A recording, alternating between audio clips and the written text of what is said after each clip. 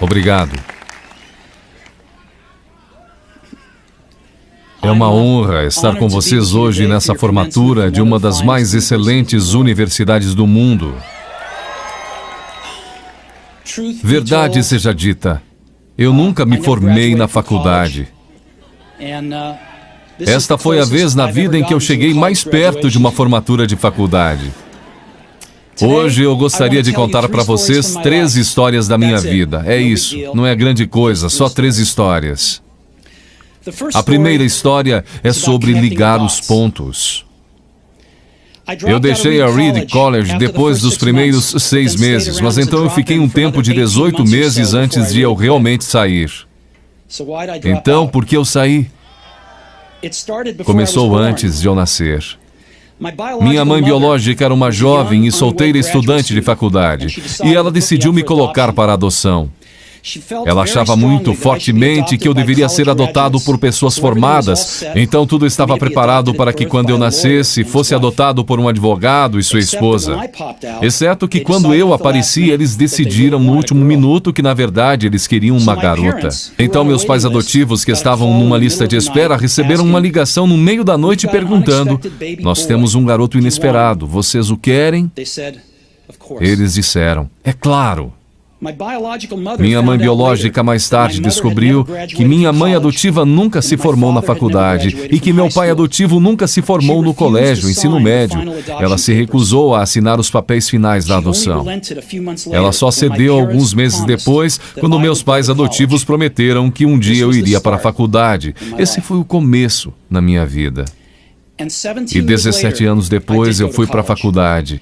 Mas, ingenuamente, eu escolhi uma faculdade quase tão cara quanto Stanford. E todas as economias dos meus pais, de classe operária, estavam sendo gastas na minha educação superior. Depois de 6 meses, eu não podia enxergar o valor daquilo, eu não tinha ideia do que queria fazer com minha vida, e nenhuma ideia de como a faculdade poderia me ajudar a descobrir.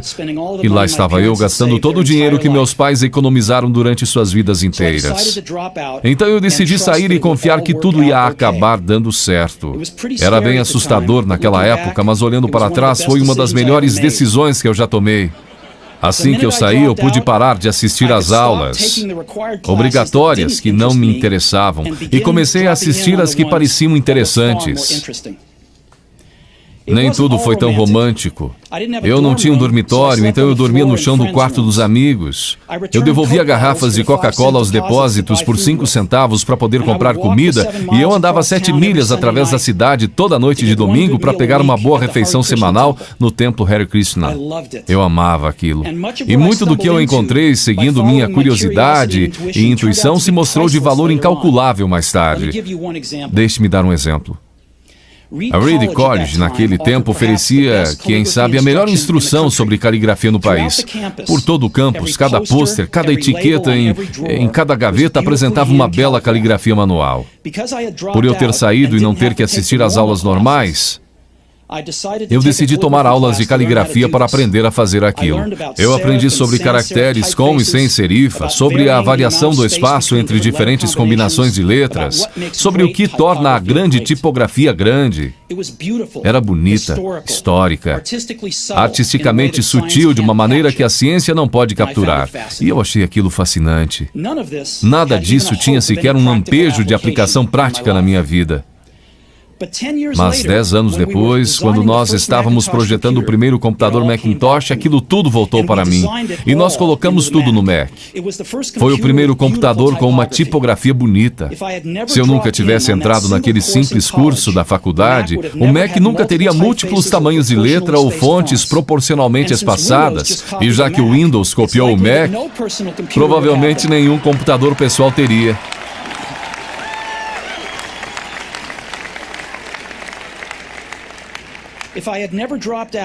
Se eu nunca tivesse deixado a faculdade, eu nunca teria entrado na aula de caligrafia, e os computadores pessoais poderiam não ter a maravilhosa tipografia que eles têm.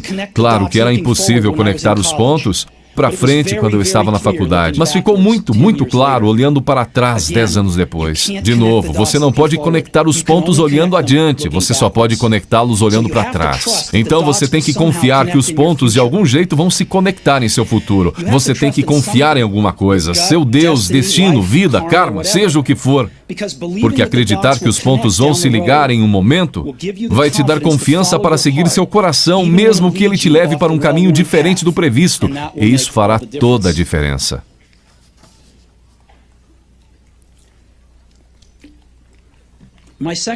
Minha segunda história é sobre amor e perda.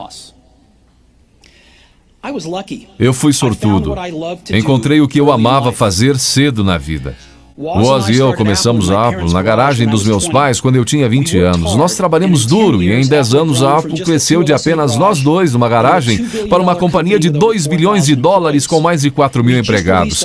Nós acabávamos de lançar nossa maior criação, Macintosh, um ano antes, e eu fizera 30 anos.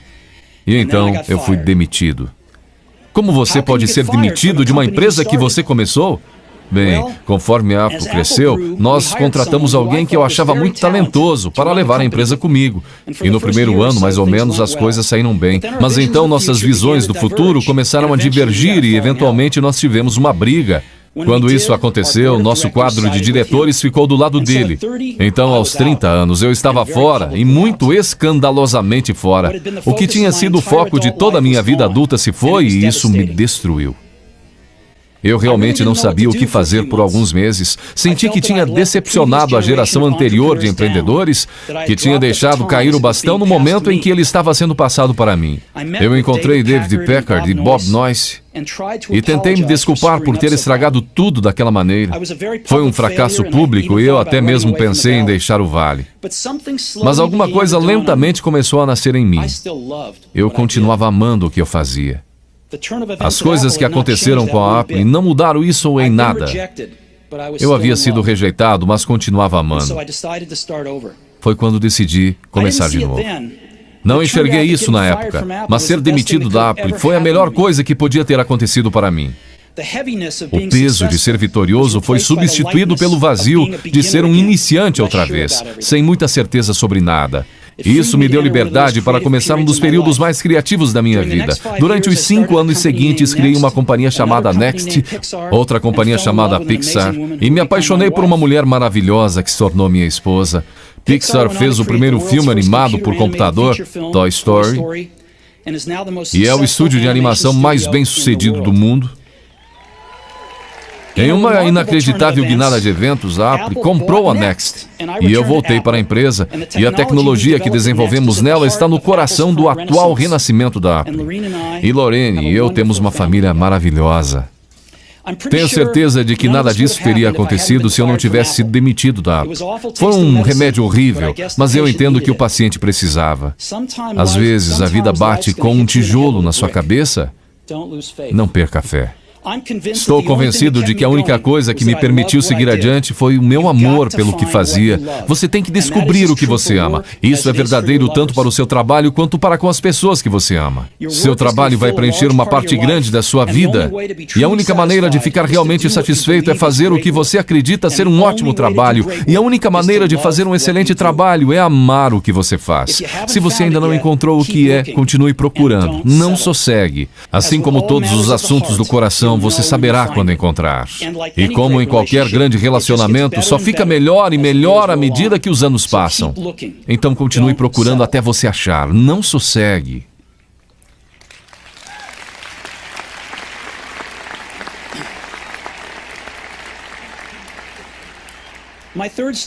Minha terceira história é sobre a morte.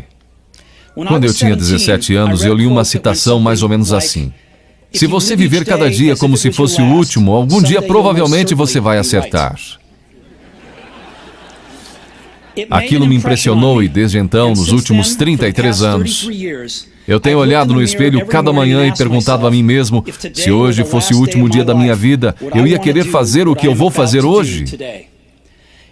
E sempre que a resposta foi não, por vários dias seguidos, eu soube que eu tinha que mudar alguma coisa. Lembrar que eu logo vou estar morto é a ferramenta mais importante que eu já encontrei para me ajudar a fazer grandes escolhas na vida. Porque quase tudo, toda a expectativa exterior, todo orgulho, todo medo de dificuldades ou falhas, estas coisas simplesmente somem em face da morte, deixando apenas o que é realmente importante. Lembrar que você vai morrer é a melhor maneira que eu conheço para evitar a armadilha de achar que você tem algo a perder. Você já está nu, não há razão para não seguir seu coração. Mais ou menos há um ano eu recebi um diagnóstico de câncer. Eu fiz um exame às 7h30 da manhã e ele mostrou claramente um tumor no meu pâncreas. E eu nem sabia o que era um pâncreas. Os médicos me disseram que era quase com certeza um tipo incurável de câncer e que eu não devia esperar viver mais do que de 3 a 6 meses. Meu médico me aconselhou a ir para casa e botar meus negócios em ordem, o que no idioma dos médicos significa prepare-se para morrer. Significa tentar dizer aos seus filhos tudo o que você pensou que teria os próximos 10 anos para lhes dizer em apenas uns poucos meses. Significa ter certeza que tudo está no lugar para que seja tão fácil quanto possível para sua família. Significa dizer adeus. Eu fiquei com aquele diagnóstico o dia inteiro. Depois, naquela noite, eu tive uma biópsia, em que eles enfiaram um endoscópio na minha garganta através do meu estômago e dentro dos meus intestinos, colocaram uma agulha no meu pâncreas e pegaram algumas células do tumor. Eu estava sedado, mas minha esposa, que estava lá, me disse que quando eles viram as células no microscópio, os médicos começaram a chorar, porque descobriram que era uma forma muito rara de câncer pancreático que seria curável através de cirurgia.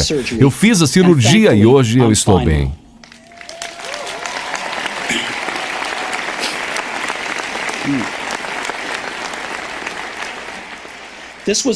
Isto foi o mais perto que eu cheguei de encarar a morte e eu espero que seja o mais perto que eu chegue por algumas décadas mais.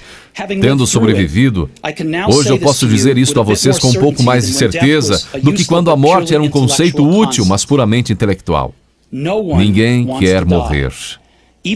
Mesmo as pessoas que querem ir para o céu não querem morrer para chegar lá. E mesmo assim, a morte é o destino que todos nós compartilhamos. Ninguém nunca escapou dela. E é como deveria ser, porque a morte é muito provavelmente a melhor invenção da vida. É o agente de mudança da vida. Ela tira o velho do caminho para dar espaço ao novo. Por enquanto, o novo são vocês. Mas algum dia, não muito distante, vocês gradualmente vão se tornar os velhos e sair do caminho. Me desculpe por ser tão dramático, mas é totalmente verdade. Seu tempo é limitado, então não gaste vivendo a vida de outra pessoa.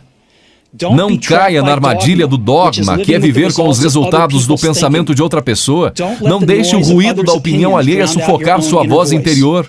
E mais importante, tenha coragem de seguir seu coração e sua intuição. Eles, de alguma forma, já sabem o que você realmente quer se tornar.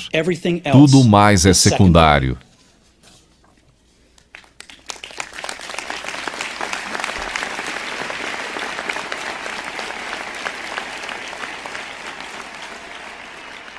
Quando eu era jovem, havia uma maravilhosa publicação chamada O Catálogo de Toda a Terra, que era uma das bíblias da minha geração. Foi criada por um camarada chamado Stuart Brand, não muito longe daqui, em Menlo Park. E ele deu vida à publicação com seu toque poético. Isso foi no final dos anos 60, antes dos computadores pessoais e da editoração eletrônica, então tudo era feito com máquinas de escrever, tesouras e câmeras Polaroid.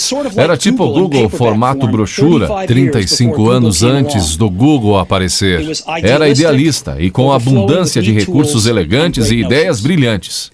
Stuart e sua equipe publicaram várias edições de O Catálogo de Toda a Terra, e então, quando seu papel estava cumprido, eles publicaram uma edição final. Era meados dos anos 70 e eu tinha a idade de vocês.